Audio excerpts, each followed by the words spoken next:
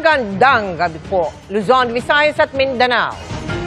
Umabot na sa sukdulan ang pamemeke sa bansa dahil pati ba naman LTO satellite office na pepeke na rin? Problema yan, lalo't ang mga nakuha roong rehistro at lisensya, abay natural, peke rin.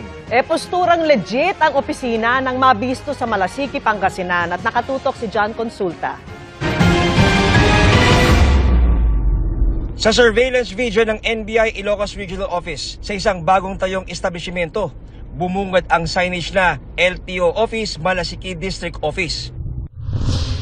Mukhang legit pero sumbong ng LTO Region 1 sa NBI, peking opisina ito. Kaya agad ikinasa ang isang entrapment operation.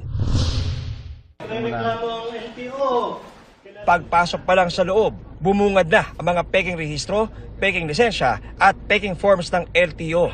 Ang inabutang suspect, sinubukan pang magpaliwanag. Bilang pong asawa po ng barangay captain, yung nasasakupan niya po ito, sa tingin ko po, may karapatan po kami gumawa ng isang establishment na makakatulong. LTO, Regional Office. Ako po nanghingi po ako ng ano. Nabigyan na po ba kayo? Ito na process po nila, ma'am, Congressman Rita. Sabi nila magpapapunta po dito. Tatlo po silang kawasan po. Madam, ako po ang Regional Director ng LTO. Good afternoon po, Opo, sir. wala ho Hintay kayo. ko nga po kung Hindi ako ho ay po pwede. Kasi ang isang district office po, dapat po meron pong bill na ipapasa po si Congresswoman. Wala po. Bukod sa mga peking dokumento, nakakuha rin ng uncut na counterfeit money sa lugar. Malaking operasyon ang gustong gawin ito at 2 buwan na ito nag-ooperate at talaga nagpakilala na ito ay official na LTO officer at opisina at nakakatakot ito para sa ating mga kababayan na naniniwala na sila ay nakapagproseso ng tamang dokumento sa LTO, yung pala ay hindi. Arestado ang isang suspect.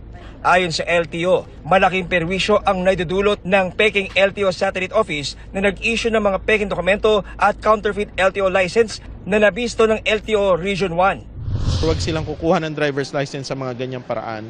Kasi once na nahuli ka na peke yung driver's license mo at na-involve ka sa aksidente, mas talo yung mismong may driver's license. Kahit sabihin mo na ikaw yung nasa tamang lugar ng sakali at na-aksidente ka at yung palang driver's license na dala-dala mo ay peke, talo ka doon.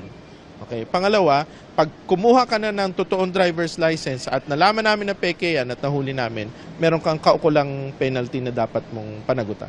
Babala ng NBI sa publiko.